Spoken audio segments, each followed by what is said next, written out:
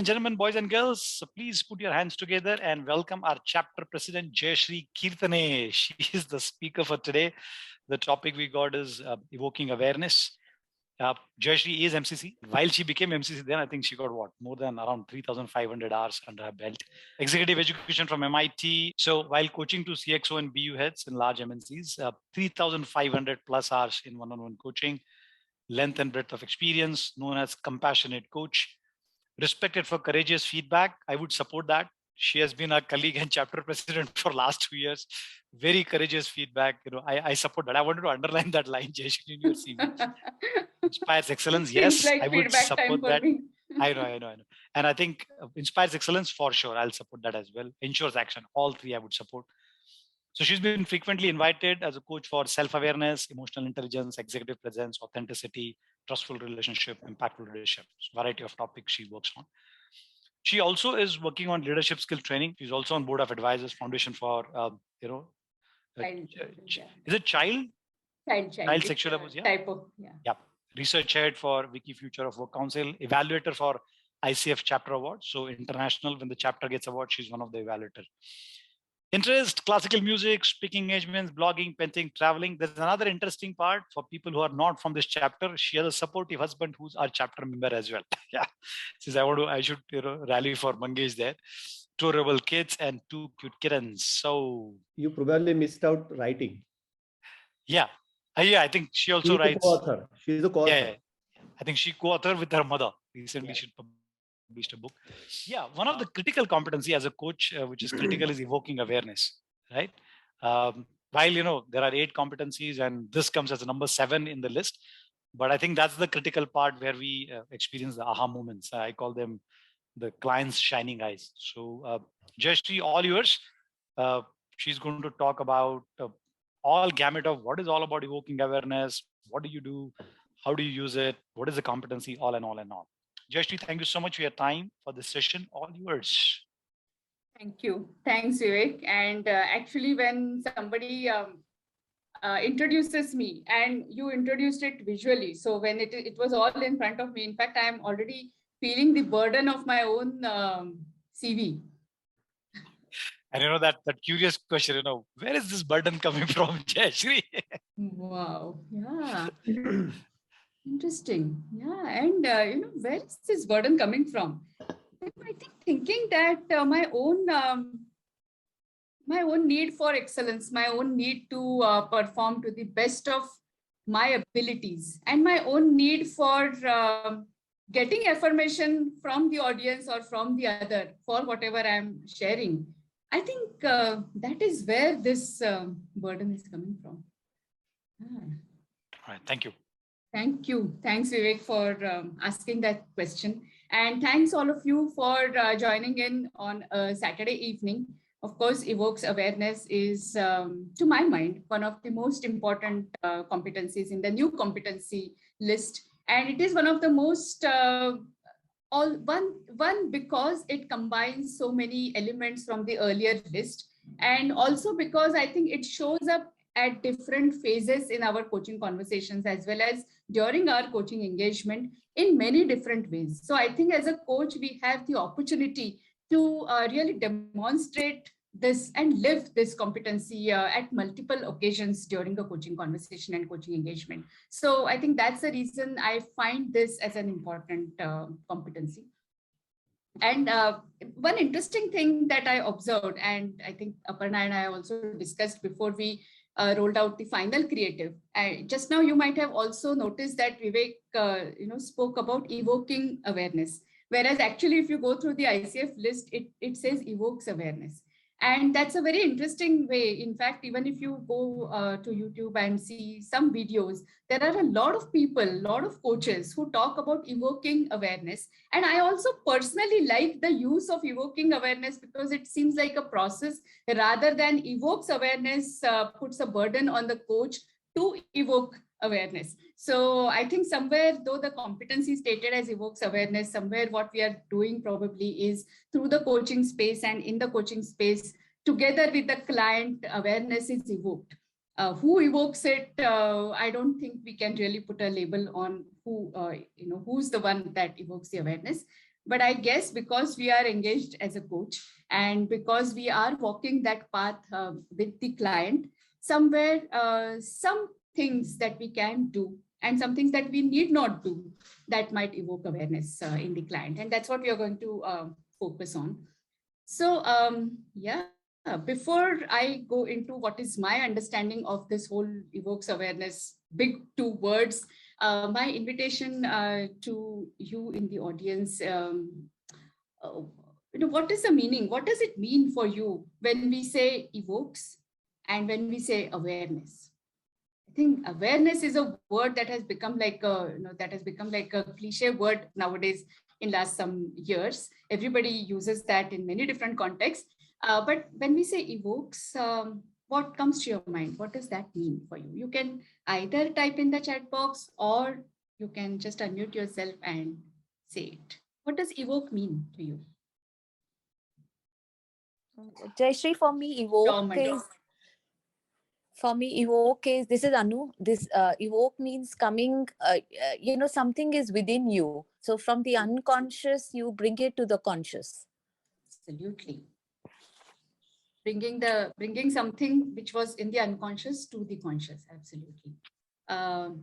Evoke means realization. That's what Marky is saying. Aparna is saying being mindful to bring out. And there was something else. Yeah. Okay. What else? To bring out feelings and memory. Yeah. Evoke means bring out perception or fact. Absolutely. And what does awareness mean to you? Or together, evokes awareness. What does these two words together mean to you? Trigger the response. Fair enough. So, Jayshree, Vivek here. I think to me, evoking awareness process or evokes awareness process, to me, it means it exists. That whole gamut of it is there. Yeah. Like it could be choices, it could be attributes, it could be beliefs, it could be values. This exists. Just that knowledge about that. Absolutely. Just the knowledge about that, this exists. Yeah. And what we do with that is a different matter. And whether we choose to do anything about that is a completely different matter. But thank you. And okay, and realize self-identity to bring it in the now. Absolutely. Thank you so much. And you've made my job easy and validated my first slide. Let me just share. A couple more comments, Jayshree, in the chat box as well. Yeah. Maybe you can add later. So it's like coming to being conscious of the unconscious, showing the light, get to know something which you did not think about earlier. And absolutely. Absolutely. Absolutely. Thank you. And I'm a kind of person who gets, lodged into the definition first. And then I feel that when the definition is all right, then everything else just flows. Yeah, I spent quite a lot of time thinking myself as to what does this really mean to me and to others, and spent a lot of time in choosing which PowerPoint presentation theme should I really use for this. And somehow the blossom or the flower really caught my attention, because to my mind, I think my mind views things in metaphors most of the time. I think it is the whole process of that bud becoming a flower. And while it is a process and it's a continuous journey, there is still that particular moment, and which we never witness. You may just stay awake for the whole night, but you may just sleep for a while, and then you open your eyes and you see that the flower has blossomed. So there is that some moment which has happened, which transforms the bud into the flower. And I somehow feel that the evokes awareness are some of those moments where there is a continuous journey, there is a continuous process, but something shifts, something changes, and almost irreversible. So this is what I also thought.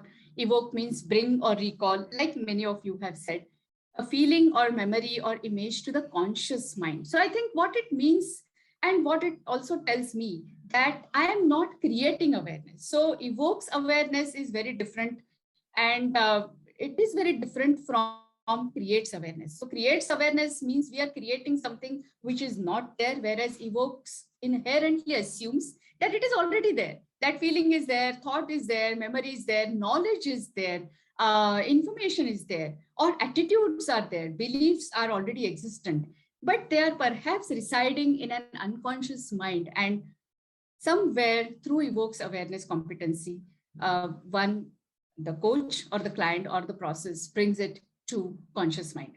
And what happens when something comes from an unconscious to the conscious mind is then it becomes usable. Then it becomes usable. Then it becomes actionable. Then we can take decisions about it, right? And of course, the other one, sometimes people also use invoke as a synonym with evoke. I'm not sure whether that's the right thing to do or not, but to elicit or to pull out. Once again, there is something and it is somewhere which is covered and we are uncovering it, unearthing it. Probably these are embers in the fireplace and we are fanning it through the process so that it catches the flame once again. Whereas awareness is, of course, the quality or state of being aware. And it is a knowledge or understanding, like Vivek said, that something is happening or something exists within me, or it is happening in the moment or through the period of time. So something that is restoration to consciousness in Sanskrit, I was just looking for the right words, but some of the words that kind of popped up were Jagrati. So that means there is a nidra or somebody is asleep, and then there is a state of awakening or state of becoming awake, alive once again. Or there is Chetana. Awareness is also called Chetana, which is not just being awake, but also being energetic, also being enthusiastic. So Chetana or Chaitanya is synonymous with enthusiasm. So it is not just being awake, but it is also being enthusiastic, active about it. And Avahanam is typically, many of you would be probably having the Ganesh deity during August or September in your house. And what we do is actually there is this just clay idol. And through the various chanting, we actually invite the divine into that clay idol, which is the Avahanam. So it is somewhere there in this space that divine entity, that divine energy, somewhere there in this space, we are only inviting it and giving it a Murta Swarup, as we call, or we are giving it a more conscious and solid kind of demonstration in terms of that clay idol. So these are some of the Sanskrit words that really resonated with me when I was just thinking about evoke awareness as a competency. So now I am, and I hope all of you can read the entire screen. So this is something that actually went with our creative, an exciting session on evoke awareness coming up this Saturday. This new and most important core competency combines many components such as powerful questioning, silence, metaphors, and so on. It practically acts as a catapult and takes the client's understanding to a new orbit of learning, growth, and actions. It stresses the belief that the client is inherently resourceful and the coach serves as a catalyst in uncovering the latent understanding. This session will deep dive into the competency and bring forth the nuances of how it shows up at different stages of the coaching session. The reason for me reading this out to you, and you can also, of course, refer to it if you have it on your phones or on any of your devices. My question to you, sitting here in the audience is, which out of this whole, these 3 paragraphs, this entire narrative, which word or a pair of words or a phrase that really resonated with you? And once again, please unmute yourself and talk. That would be great. Which one of these words really resonated with you? Really made an impact on you? Jayshree, Ranu here. Yes. For me, silence. Holding a powerful silence after the coachee has shared something important. And what makes it important for you? Gives enough space for coachee to reflect deeper to what has been shared and said, and allow subconscious to become conscious and come up on the surface in the now. Okay. Thank you. Thanks, Ranu.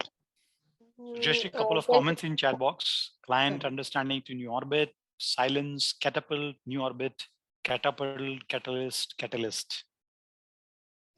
Catalyst, yeah. Silence. Clients understanding to new orbit, catalyst, inherently resourceful. Yeah, catapult it is. Okay. Okay. So somebody said inherent understanding, right? No, inherent something. Rajiv. Inherently resourceful. Inherent resourceful, sorry. Rajiv, could you please unmute yourself and just tell us more about it? Yeah, I think, by the definition of evokes awareness, like you said, it is already there and, you bring into consciousness. I think this competency emphasizes on the fact that understanding that the client is inherently resourceful. It's just that they have to discover that within themselves and, bring that to a conscious space so that they can, use that knowledge or use that awareness for, furthering their cause or actions that they want to take. So what about the inherently resourceful? Really, I mean, what part of Rajiv is touched by the inherently resourceful? That phrase. What part of Rajiv? Okay. I think that is the beauty of coaching, Jayshree, according to me, that when we are, asking question and as a coach, when we hold that space for the client, it's an, according to me, an self-inquiry that we help, facilitate. And in that, the way we hold that space and whatever the client is bringing up, how we are, resonating or how we are playing that back to the client and, making them indulge into what they are saying and reflecting upon it. I think, like Ranu said, silence, when they reflect on it and when we help with silence, we also ensure that they're embodying what they are, speaking out and talking it loud. I think, this process, I think, brings out that inherent resourcefulness of an individual to, the forefront, and, that is of use to them. So that's what, I think, so that as a coach, when we approach any coaching session, when we get into a conversation, also believe that, yes, the client is resourceful, and, then we facilitate that process. I think that is what, resonated with me. And then if we are doing that, I think then we are doing actual coaching. Absolutely. Thank you so much, Rajiv. And do I have the permission to debrief this a little bit? Yes, please. Yeah, thank you. So just stop share. Thank you for indulging me, Rajiv. I think all of you, what you have witnessed is while there was a whole write-up with whatever 100 words, certain words resonated with certain people, and certain other words resonated with certain other people. Right now, what resonated with Ranu is different from what resonated with Rajiv. When we dig a little further, we know what might be the reason for that resonance. Right? So when we dug a little further with Rajiv, for example, the inherently resourceful, those two words, the question that I asked is what part of Rajiv is touched by this particular phrase, right? And as you must have seen that the question stumped him a little bit. So there was a pause, right? There was a pause, and that's great. But he lived through the pause, and then he went on to talk a lot about the coaching process. The coach, in this case me, was just patient and silent enough to let him figure out what exactly is touching in that inherently resourceful. And the final sentence that Rajiv finally said was, it is actually my belief that the client has the resources, or the client is resourceful. So, and that belief is very important for the coaching process, right? So while Rajiv probably unconsciously chose, I don't know Rajiv, but when just when the question was asked, Rajiv unconsciously chose the inherently resourceful, that pair of words. by asking a question and letting him work through his own thought process, he has gotten himself to the belief statement that I go into the coaching process with a belief that the client is inherently resourceful. Right? So this was just a little glimpse of Evokes Awareness. I don't know whether it evoked any awareness for you or not, Rajiv. But thank you for letting me debrief that. Yeah. Also, I think many of you have said catapult. And I must confess that when I read through the entire write-up, catapult is the word that was constantly staring at me. It was as if the other words just blurred and my mind just went on to that word and it was just written in bold for me, right? And I started creating the presentation around that particular concept. But then I realized that this is something that has resonated with me. Does it mean that it is the same word that has resonated with others, right? So it's important that I check in with the audience as to which word resonates with the audience. Similarly, in a coaching conversation, I think when the client says a lot of things, maybe 10 sentences at a stretch during the body of the coaching conversation, there is a particular word that immediately resonates with us as coaches because it means something to us, or it touches a chord with us, or maybe it just refreshes some memory for us. But if we just pick on that word and ask the client, so, you use this word and what does this mean for you?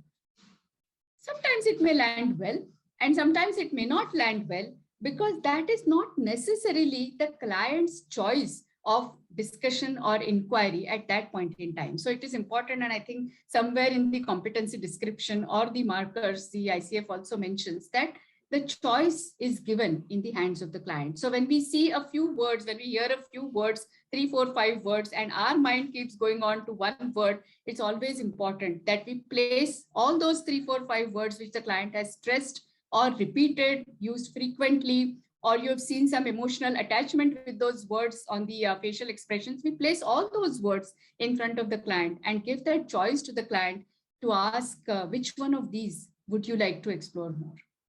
Right? And that choice will take the client in the direction in which the client wants to go. And we will not be leading the client in the direction which seems fancy to our mind as a human being. Because finally, I mean, at the core of a coach, there is a human being, right, who also has preferences. Please feel free to stop me anytime and ask questions or any dissonance that you feel. I just want to add just to Vivek here, when you were talking about catapult, since I come from that magic field, what the image came to me is that rabbit in the magician's hat. The rabbit is already there inside, but audience can't see. But when the rabbit comes out, the kids are like, wow. So, wow. Yeah. Absolutely. Yeah. Absolutely. Thank you. So, as I said, the word that resonated with me also was catapult. And it could be as simple as this, right? I mean, one could just create something like this, like a child, or to humor a child to catapult the cranberries in a cereal pot. Or it could be as magnificent or as complex as this, which can have huge impact, which can change the history, geography, psychology, and economy of a large territory. So it could be small or big, or it could be explained in such a complex language like the Sheldon Cooper language for all those who are fans of Big Bang Theory, just like me. It could be explained in a Sheldon Cooper language, or it could be just, explained in a penny language, which is just like many children have used this in their childhood to just try out their hand as a catapult. So now my question is, it could be small or big. It could have a small impact or big impact. It could be really complex, or it could be a really simple mechanism. But whatever it is, what is it that is really common to this catapult? What comes to your mind? What is common? What is necessary? So Vivek here, Jayshree. I think the simple structure, but big impact. I think the Simple first thing. structure, but big impact. Yeah, Simple. other than that Canon one, but otherwise the last picture you showed, simple structure, but I think the place at which that any object goes, marble or whatever. Yeah, absolutely. Something within gets out. Okay. Just Yeah, I think the mechanism. sorry, the purpose behind using it is like, hitting the target at the right place. So again, similar to impact, what Vivek mentioned. okay. I think what is common is the expansion and contraction of the string, or the mechanism behind it. So I think you create, like you nudged me about, you asked me a question and I was stumped, right? It was, expanding my capacity to think, and then you held silence, which was like, relaxing it. So I think, creating awareness through that process of expansion and contraction, is what comes to my mind. So yeah, thank you. In fact, so I don't think Vivek, we need to play that. Yeah, just a couple of comments in the chat box. One's from sorry. Anuradha. Propels forward with great speed and impact. Yes. Latent to powerful. Nidhi saying something within gets out. And Margi saying hitting the target. Absolutely. Absolutely. Hitting the target, something within gets out, powerful and accelerate. So, and nobody asked me, but I'm just telling you why the word catapult resonated with me is the acceleration. Because obviously, right? I mean, instead of hitting it with that, small child's catapult, I think the child could also walk up to that mango tree and pick out the mango probably. That's a possibility always. But this accelerates. And this sends the whole awareness in this particular context, awareness or whatever is the object, payload, whatever you call it, it sends it into another orbit. And that sending something into another orbit is something that always excites me, because I always feel that, when we do the same thing again and again, the marginal changes in whatever we do on a day-to-day basis, those are not the ones that excite me as a person, not as a coach, as a person. They don't excite me. But what excites me is a leap. And to my mind, catapult actually provides that leap. And that's the reason catapult is something that that really caught my eye. Yeah, that was one of the evokes awareness questions as to what is it about catapult that really excites me.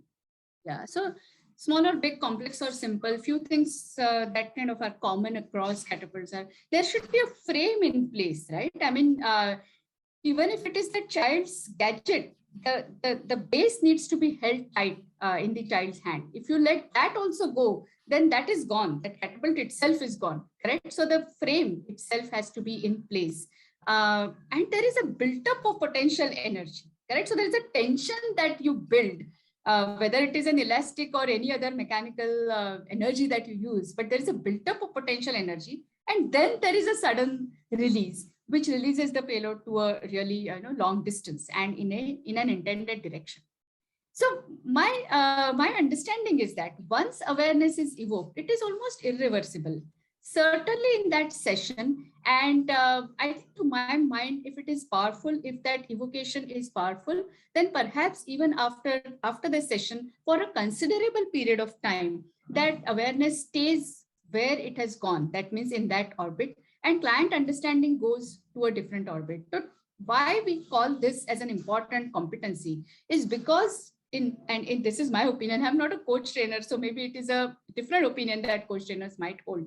But in my mind, this is a competency that builds a bridge, and an accelerated bridge between listens actively and designs actions, correct? So you have created a contract, there is an ethical behavior, you are holding your coach presence, you have listened actively to what the client is saying. And now towards the end of your coaching session, you want the client, or that is typically even observed even when you are submitting your recording, you want to end the session with at least some actionables that the client spells out for himself or herself. And that gap between what the coach has listened to actively and what the client defines or designs as actions, that gap can be filled, I would say, intelligently, cleverly, craftily, whichever word you may use, through Evokes Awareness. And that's why, to my mind, it's an important competency. Otherwise, and it has happened with me also, where I have had n number of practice conversations with my peers while recording for the MCC, and also before, of course, for PCC, etc. I have had conversations where we were just rotating in one orbit. The conversation was going in circles, and we get a feeling, the client gets a feeling, the coach also gets a feeling. But when we get that feeling, and if we get that feeling during the coaching session, if we cannot do anything about it, or if nothing happens, sometimes the conversation just ends there itself. But that is where I think the Evokes Awareness competency really has a place to show up, has a place to play out. Yeah? And please do not read the entire slide. This is how, because you will have an access to this on the ICF global website itself. This is how the definition of Evokes Awareness looks like, right? So there's this facilitates client insight. What I have done is, if you see, first of all, there are 11 points in this competency. And what I've done is I've just highlighted the verbs. So there are some verbs like asks and invites that get repeated. But apart from those two, I think there are totally 9 verbs and plus the facilitates on top in the definition. So there are 10 action words in the definition of the competency itself. And 11 actually is the highest number of points that any definition out of the new 8 competencies that holds, right? So that this really looks like a big chunk of meat. Now, the reason for me to just project this in front of you here is that these 11 points and the 9 or 10 totally action words give an impression that the coach has to do a lot of things, right? Considers, challenges, asks, invites, notices. So, a lot of action words seem to be there. Whereas my experience has been less is always more. So while it looks like a long list, actually the least that we do, the least number of words that we use, and the more silent we are, more impactful the demonstration of the competency is. So that's a very interesting irony that at least I see here. And also, of course, these are the PCC markers. They are also available on the ICF website. The ones that are highlighted in red are the ones that also feature in Embodies a Coaching Mindset. By now, of course, all those who have gone through the competency framework, or those who are appearing for the new CK, might be appearing for a new CK, might be knowing that Embodies a Coaching Mindset does not have its own specific set of PCC markers. Those markers are strewn over competency number 5, 6, 7, 8, if I'm not wrong. So out of those 2 markers come in the Evokes Awareness also. And coach shares with no attachment, 7.5, if you see, observations, intuitions, comments, thoughts or feelings, and invites the client's exploration through verbal or tonal invitation. Yeah. And of course, coach acknowledges the client's current way of thinking, feeling, values. Now, if we just try to distill all of this, right? I mean, for 11 points and these whatever 8 markers and so on, if we distill all of this, and this is my way of looking at it, you may agree, you may want to add anything to this if I have missed out on anything.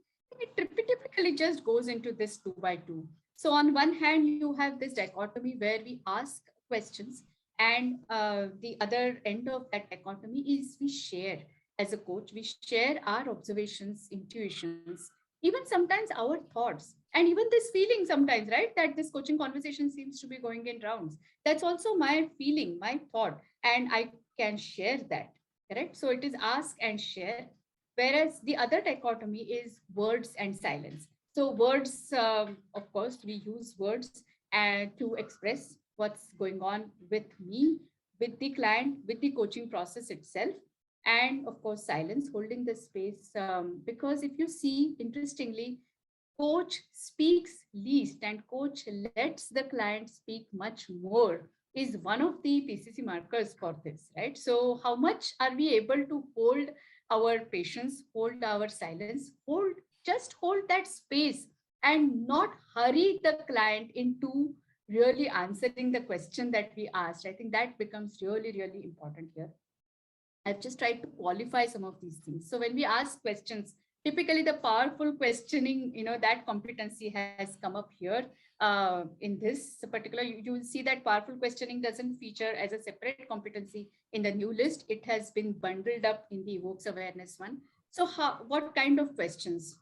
Powerful, whether powerful or not will be decided only by the impact that the client feels or it creates for the client or for the coaching, that whole engagement. But exploratory questions, so not closed-ended, as far as possible, open-ended questions. Sometimes as coaches, we may choose to ask a closed-ended question. But are we doing that with awareness? That's the question, right? So if we ask a closed-ended question and we know the intention behind asking a closed-ended question, then please go ahead. But as far as possible, avoid it and use exploratory questions. Typically, and I'm sure most of you have already mastered this or learned this or heard about this in many places, but avoid a why question, because why always throws the client into a justification mode. So avoid a question starting with why. Contrasting and integrating. So by integrating, I think what it means is the client might have said something since the beginning or in the beginning, and you can bring it, maybe something that was said at the second minute, third minute of coaching conversation. And then the conversation has been in its flow. But in the 17th, 18th, 20th minutes also, you can actually, bring that and bring those strings together and ask an integrating question, right? And integrating exploratory question. Contrasting is, this is where, at least for up to PCC, we can use some tools. That is when the client, for example, says, I am feeling stuck, right? I am feeling stuck. So exploratory questions, of course, you will ask about, how does it feel to be stuck? What does being stuck mean for you? What all happens when XYZ, your client, is stuck? And when you have sufficiently explored the stuckness of the client, you could ask a contrasting question like, and okay, and then how would it feel like when you are unstuck? Yeah, so a contrasting question might also be asked, and it can qualify to be a question under the Evokes Awareness competency, right? So exploratory, contrasting, integrating. There may be many other questions. I just thought these three really are, they just are resonating with me, and hence I have put it there. Whereas the share part, and the most important part of the share, is non-attached observations. So obviously I had the choice of using the detached word here, but I have used non-attached, and that comes from my own, I think, reading and learning. Detached somewhere means you're not a part of that process, whereas non-attached means you are involved but not attached. And hence I've used the word non-attached. So non-attached observations. So you've observed something that's happening, right, with the client. Can you present it as a coach with non-attachment to your observation? In this, to me at least, the non-verbal things that are going on the client's face, or the hand gestures, and typically now, because we are, most of us are conducting virtual coaching sessions, I think only the torso is visible, right? So you don't really get to see if the client, the other parts of the body language of the client. But hand gestures, the frowns, the energy shifts on the face, the little smile, or a little sigh, right? Any of those things which don't have to be words, when you notice them, first, of course, I had to, at least as a coach, I had to really practice hard to notice, because that doesn't come very naturally to me. But notice them and present it to the client without attaching a specific meaning to that, right? So for example, now you saw a smile on the client's face. You present it as a smile and not necessarily, or certainly not, as I saw that you were happy in that moment. We don't know whether that smile really means happiness for the client. And if I have said that you looked happy for a moment, you looked happy there, I have already made a choice for the client. And it gets where the client is in such a vulnerable position there that it gets really hard then for the client to say, hey, I was not happy. I smiled because, I was just smiling wryly, saying, oh, how come I, really repeat this pattern again and again. Correct. So even when you notice a smile, you see a drop in the energy, you see a different energy, please present it without attaching any meaning to it, right?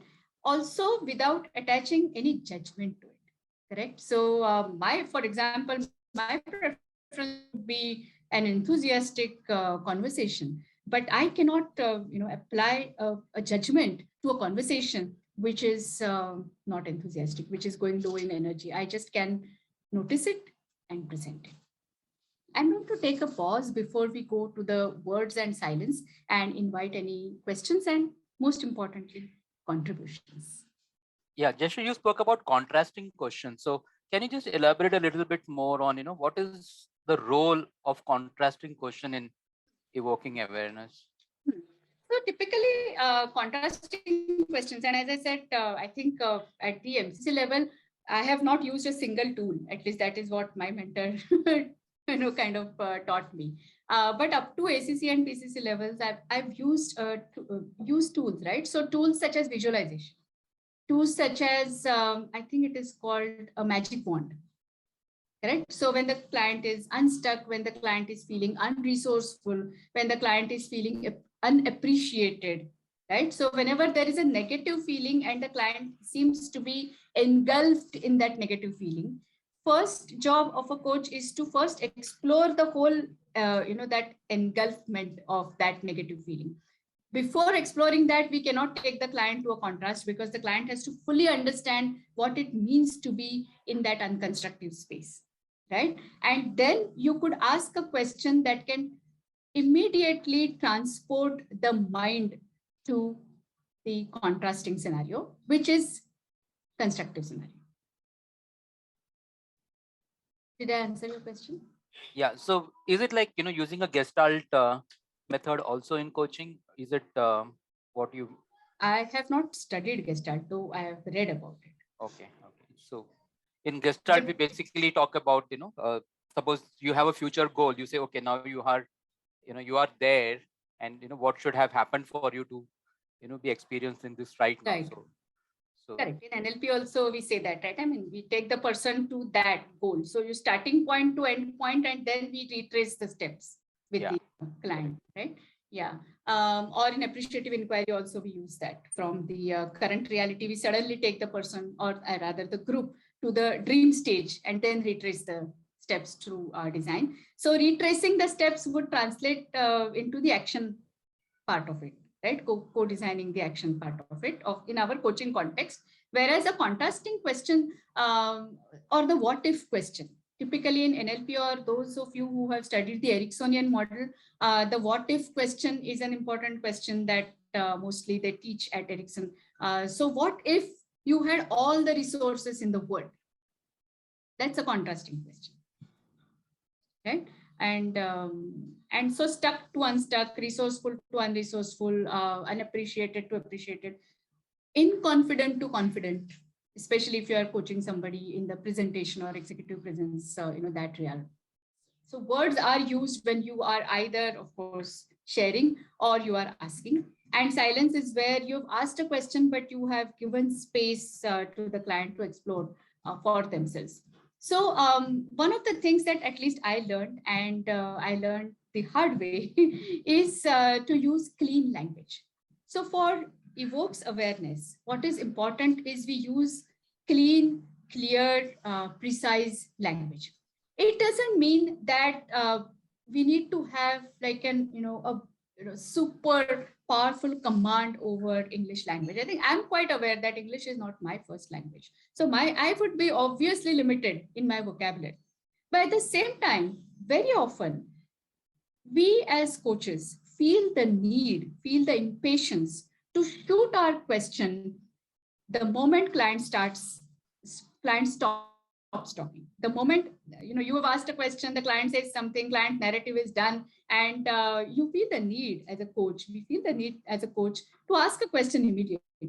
We feel, oh, what might the client think if I just keep quiet, or if I'm submitting a recording, what might the assessors think if I just keep quiet? But on the contrary, if we take our moment to formulate the question well in our head and then ask the question, it comes out as more clear, more precise, more clean. So, for example, many of us have this habit of saying, you know what I mean to say? No, that's a useless, actually, that's a useless addition to what you are trying to say, right? So, you know what I mean to say, or you will first say a couple of sentences and then you will say, actually, you know what, this is what I want to ask. Or I asked this, but then I again clarified my question. So when we say 2 or 3 or 4 sentences where only one sentence or one simple 3 or 4 word question could have been enough, that actually, to my mind, breaks the charm. The client is going into the trance somewhere when you are asking a powerful question, but when you add a little more explanation or useless words like right, or you know what I'm saying, or you get it right, when we add that magic in that moment is broken, that charm is broken. So as far as possible, getting your language cleaned up and being able to ask clear questions with precision would help the client think more and delve deeper into the depths of their heart or head. Again, silence. I think, like you said, right? I think it is our impatience that really comes in the way of we holding the silence. Sometimes even uttering a word is not necessary to evoke awareness. Sometimes, good enough, right? And I'm going to give you some examples here from some of my coaching conversations where I think, now looking back, of course, during the conversation, at least I never feel that I am evoking awareness right now. And I think if I were feeling that I am evoking awareness right now, then I would have lost my coach bearing in that moment itself. So I'm going to just share with you a few examples from my some of my coaching conversations. So there is this one particular client who, of course, is strong in communication, strong in assertive in communication, and getting his way is his priority, and so on, etc. So during the course of his individual coaching, there was also an opportunity to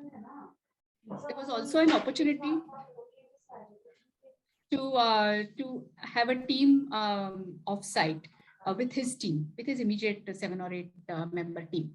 And there was it was an incubation team, right? So all independent minded, very intellectual folks, those were his reportees, also senior, they also senior in their ranks in the organization. And there was a lot of back and forth that was happening on email. Somebody saying this day, suits, that time doesn't suit. Can you just mute? Yeah, I tried, Jayshree. You want to check? Okay, let me just. Yeah, anyway. Okay. So there was a lot of back and forth email conversation that was going on. And finally, this gentleman who was my coachee and also leader of the team, he just, came in that entire email, barrage of emails. And in just 2 lines, he said, but if Jayshree is saying these 2 days are most convenient for her, if none of us has really pressing client deliverables during these 2 days, let us finalize these, right? Finished. That is a full stop. That's an end to the entire email back and forth. And thereafter, of course, nobody said anything. So to that email, my one word response to my client was thaliver.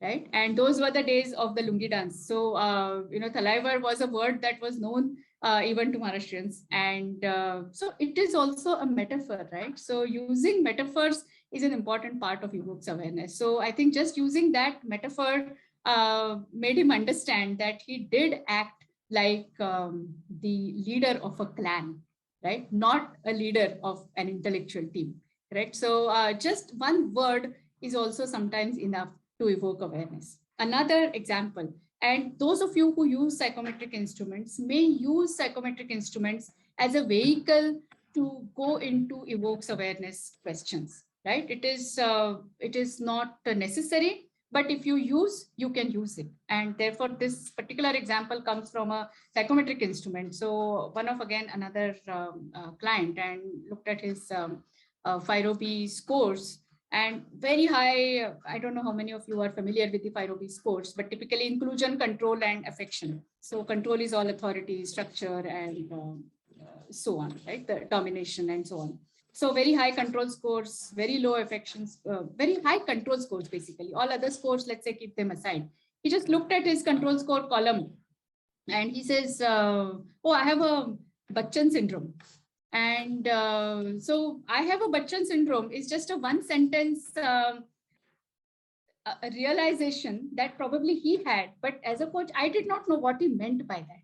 And it was, so at that time, then I asked a question as to, can you tell me more? What does that mean? And then I think he went on to kind of explain that I think I can do everything around here, right? So right from selecting the plant, potted plant that sits at the entrance of the 3,500 people facility, to the code that is written as a clean code. I think I can do everything here. And I think I can do everything better than everybody else. And I can get things done better, faster, bigger than everybody else. So to his mind, I don't know whether that really means Bachchan syndrome for each one of you. But to him, it meant Bachchan syndrome. So when a client uses a metaphor, to ask the client about the metaphor, what does that mean, to get it clarified, not for us, but for the client, is important. So it doesn't matter whether I think of it as a Bachchan syndrome or not. That's not my business at all. But getting that metaphor clarified, building on the metaphor, also comes under evokes awareness. Because sometimes people just use words, but they have never really given it a thought, right? So it is our job as coaches to ask those questions. Any other example that comes to your mind, Vivek, Aparna, any one of you, all of you, many of you are seasoned coaches here. So I just want to add a couple of things, Jayshree, for the filler words you said. So some of us have a habit of saying great, super. And I think whenever client is sharing, I did this, and, habitually we say super, great. I think that evokes awareness works, anti-evokes awareness. It's like you pouring water on a burning coal, and client thinks actually he's done. Yeah. Also evokes awareness. That's one I just want to share. Second, also in positioning, some of us have that beard and mustache, and we have a unique habit of doing or twirling the mustache, or if there's a typical way of you drinking water, another authority or the sitting posture, I think, or shift in energy. I think those are also a couple of nice observations where we could spot the moment you spot in that in client and saying, hey, what's happening? Or the voice goes up and down. So yeah, absolutely. I just want to share those two ones. Yeah. Absolutely. I just have one more example, and I in fact wanted to play that conversation, but did not get permission from the client to play it in a public platform. So I'm just going to narrate what happened in that particular conversation, of course, keeping the client name confidential. So this particular client was talking about certain, I would say, patterns of behavior, and sometimes also limiting beliefs. And also, of course, the client is at a certainly higher awareness level already, right? The client knows about a lot of things that are happening to her. And at one point in time during the conversation, she said, you know what, when this thought comes to me, I think that I am in a prison, right? I am in a prison. It just seems that I am confined to those quarters, and I feel I'm in a prison. So I of course explored that metaphor of prison with the client, and then the conversation went on for a little bit. So around about 10 minutes, 12 minutes from the first prison word to this point where the client then, after asking a couple of questions, the client says, but you know what, I am thinking these thoughts will keep coming to me. I am not going to stop them, or I don't know even whether I will be able to stop these negative thoughts or negative limiting beliefs. But you know what I'm going to do? I will say, okay, you've come in, you know, as if some guests come to your house. You open the door, you ask, you know, you offer them a seat, you offer them a cup of coffee, and then after a while, you know, kaam ho gaya, ab chalte bano, right? You also see them off. So she said, you know, I will let them come. It's all right, but I will acknowledge them, give them a space, and then also show them the door, right? Now, in these 13 minutes, the transition or the journey that the client had traveled, she also had not really, you know, realized that, because she was in that flow, right, of a lot of talking and exploring and so on. So at this point in time, and I think this is somewhere I evoked awareness in her, is that I said, Saras, I noticed a change in language. So she said, really? What? How? Why? And then I said, your word changed from prisoner to hostess. And that evoked awareness in her, because she said, it was, oh my God, I never even realized that my language has changed. I was feeling imprisoned, and I had the feelings of hostility. And now I am being a hostess. And then I just paraphrased it. Typically I don't, but at that point in time I did. And I said, hostility to hospitality. How is that making you feel? I think those two questions certainly in that conversation evoked awareness for the client, because the client herself had not realized that in her head, she has traveled the distance from being a prisoner to a hostess, and from being hostile to being hospitable. So from being unconstructive to constructive feelings, from negative to positive, and from powerless to empowered, right? I mean, when you are a prisoner, you are powerless, but when you are a hostess, you are the hostess, right? You are the malkin of your household, so you are powerful. So the powerless to powerful journey that she had traversed wouldn't have been brought to surface, but for that question. So I think those are some of the examples that come to my mind when I think about my own evokes awareness examples. I'm just going to share one last slide, and that's my favorite picture. That's the reason I'm going to share. Yeah. So the session description promised that we are going to talk about how this competency plays out in, at various stages in the coaching session. Once again, why I really love this competency, and I really feel it's a very important competency, because, and again, this is my limited understanding, that when it comes to, for example, agreement, it has a place, it has the most prominent place in the beginning part of the conversation. When it comes to co-designing actions, it has a prominent place towards the end of the coaching conversation, while agreement may play out once again in between if you need to recontract and so on. Typically, these are like the bookends of the conversation, whereas this particular, the evokes awareness competency, plays out at every at every stage. And this is how it might, and these are some of the examples that I have experienced. So this is like you're, making a cup of coffee, right? So initially, when there is the beginning, there are just these coffee beans, and that there is aroma inside, but you don't know how to grind it and what end result do we really want, and so on. So coffee beans is your very initial, first few minutes of exploration with the client. So a few things that at least I learned and I want to share with you. One is when you ask the first question to the client, what is your client's response and how is your client's response, right? So, so for example, so how is it going for you today? maybe your natural start of the coaching session. Many of you will have different ways of starting. But let's say, how is it going for you today? If that's your natural start, and if the client sighs, if the client takes a pause, if the client, looks up and, good, good, right?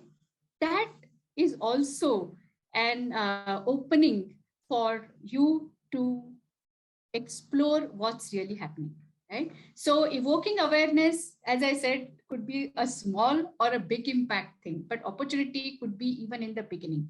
And when we acknowledge that sigh, when we acknowledge that glow on the face or a pause, right? That is where you are actually, in a way, beginning to evoke awareness in the client in the very first few minutes itself. Sometimes the client, and then what is most on your mind today? That's typically the question that I ask. You may be asking any other question, but what is most on your mind today seems to have worked for me.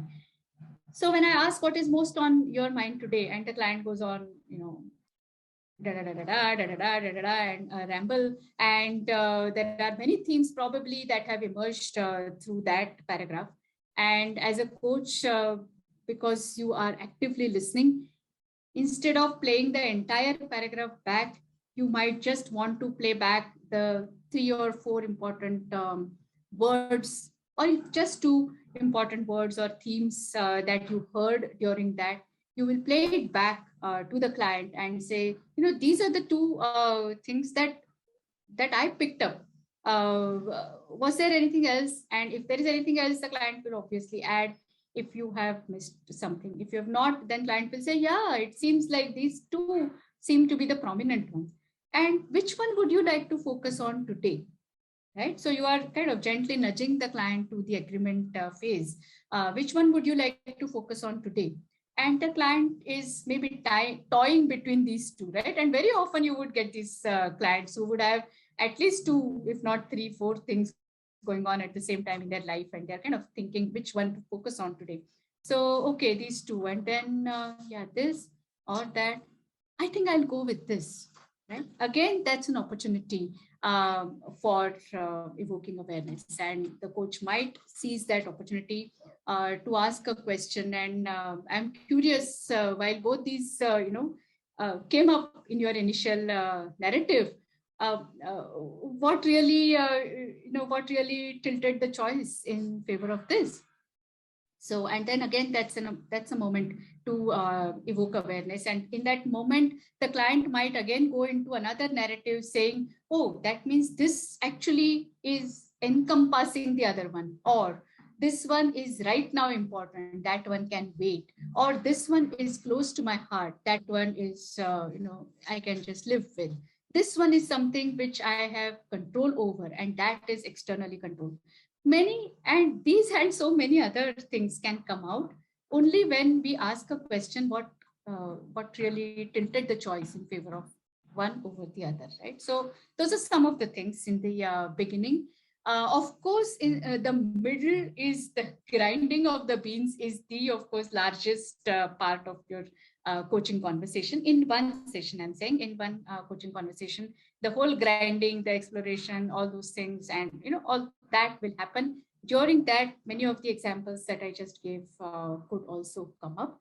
And towards the end, when you are kind of gently nudging the client towards designing of actions, when the client is noting down the actions, you could again ask questions to evoke awareness about the commitment of the client towards the action, whether the learning from this particular session relates to any other parts of his or her life, right? What new awareness has the client got about self during the session? So these are some of the questions that could be asked in the end. In between, of course, it is all contextual, and how you pick up on the most stressed, most frequent, and For lack of better word, I would say most interesting word or metaphor that you pick up in the middle. This is how a particular coaching session will have enough and ample opportunities for evoking awareness. In a coaching engagement, I must say that there are even many more, because when you have interacted with a client or you've known the client for many months, so to say, in a particular coaching session, one could always bring about, you know what, this is a particular theme that seems to be playing out across all the sessions. Or in one of the sessions, I take liberty to say things to my client, but in one of the sessions also, the client has this habit of saying, you know, I hear voices in my head. And in one of the sessions, I just made that statement. So hearing voices seems like a frequent phenomenon. You can make those statements without attachment, without judgment, with a very, I would say, neutral smile on your face. So session to session, I think during the engagement also, if you are able to see the pattern and bring out and put it there without judgment, without attachment, on a platter uh, in front of the client, let the client choose whether they want to look at that pattern at all. Sometimes it might just fall flat. You might think, oh, I have asked a very fancy Dasu question to evoke awareness, but it has just fallen flat. The client says, huh, and client doesn't pay attention to it. But that's fine too. Every question that you thought would evoke awareness may not evoke awareness, but some may. And I think uh, we thank each other, right? The client and coach, I think we thank each other for evoking awareness for each other. When it evokes some awareness for you, I think it is important that you also share that, sharing your own what's happening to you in the conversation, your own vulnerability, your own sometimes even inability. I think it is important to share it, and that might evoke awareness for the client. I think that was pretty much my last slide. People, please unmute, raise your hands, and ask questions. Jayshree, I have a question. I'm curious to know, you have done a lot of coaching sessions. How do you deal with an I don't know situation in a coaching conversation? Say a little bit more. So there are occasions where, you are trying to create that awareness and the client says, I don't know. And so what will support you in moving forward? No, I don't know, that they're stuck in that I don't know phase of. Right. So how do you move a client further, in such situations? Okay. So, yeah, I mean, this is what I might do. And I have done it as a coachee. Even I have done it, right? I mean, in my peer conversations, when my coach asked me, I have said, oh, I don't know. I really don't know. That as a client also, I've said that. I think when the client says, I don't know, think so, what do you usually do when you don't know? So what do you usually do? I mean, like I was asked this question when I think my topic was social media presence or something. So I don't know how to increase my presence. And that was true. I didn't know, right? But when my coach asked me, and what does Jayshree usually do when she doesn't know? Right? And then my answer was, oh, I read up or I talk to people who are experts. And, I first try. Those were my answers. But the question was, what do you do? This is not the only time that the client doesn't know, right? Client doesn't know many times. What do you think, Rajiv? Yeah, I mean, there are different situations, and I mean, I've always got stuck, when client is said, I don't know, and then you ask a question like this, okay, when you don't know, what is that you normally do? They think for a few seconds and they say, I really don't know, right? So then you feel like, okay, what is that next you can really help client with, right? So I have tried this sometimes when I've asked clients that, okay, so when you say you don't know, what all have you already tried to arrive at the conclusion that you are stuck? So then a conversation starts, or and they say, okay, I've tried this things, okay. And in that deliberation, sometimes they say, yeah, I think this is something which I can still try here in this situation. And so that is something which so I ask this question, what is that you have already tried for you to arrive at I don't know. Fair enough. Yeah, I have heard some coaches ask that question. Yeah. I don't, but that's fine too. So you already knew the answer anyway. No, I was asking, because this is one situation where I have, felt myself stuck in many occasions.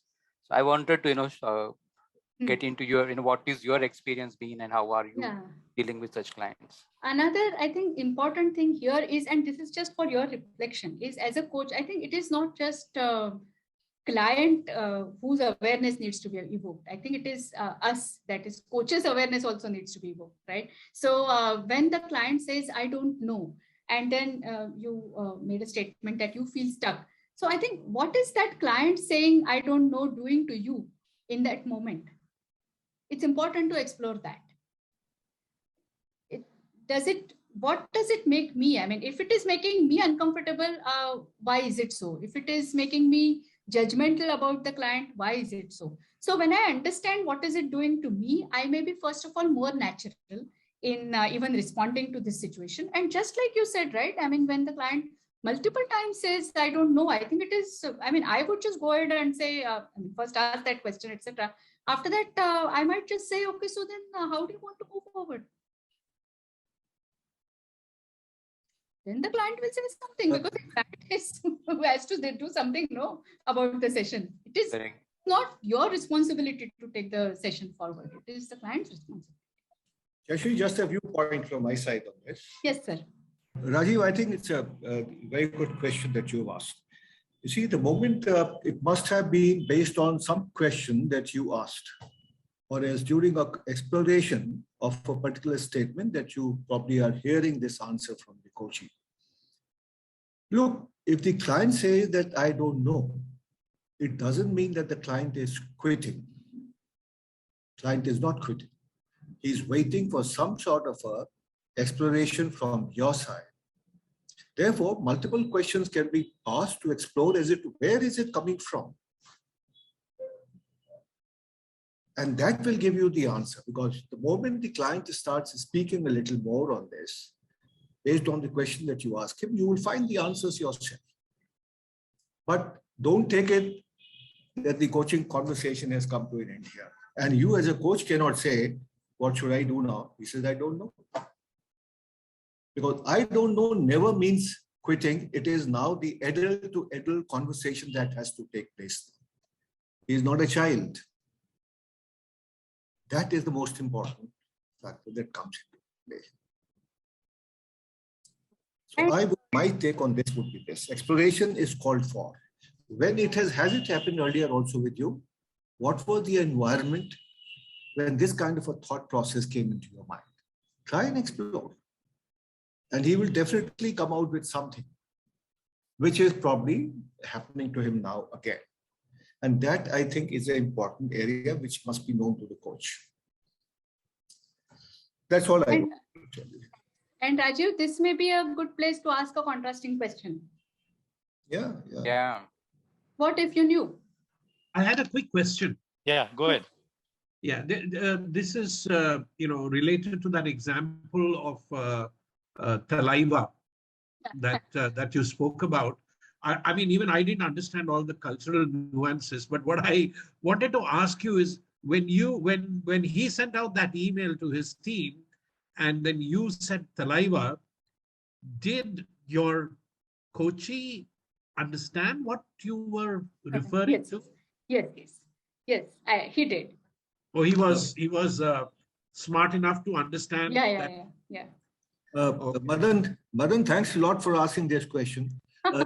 Jayshree, what does saliva means? Saliva, sir. Rajnikant was Rajnikant is called saliva. That actor. Yes. So saliva is a Tamil word. I think our literal meaning is boss. Boss. Saliva is boss. Supreme of the clan. Supreme of the clan. Right. Oh. And as I said, though this gentleman also Maharashtrian, not a Tamilian, but at that time, the Shah Rukh Khan, Deepika Padukone, that movie had come up. The movie had come up, and therefore Chennai Express. Chennai Express. So many of us were familiar with some of the Tamil words. So it is contextual.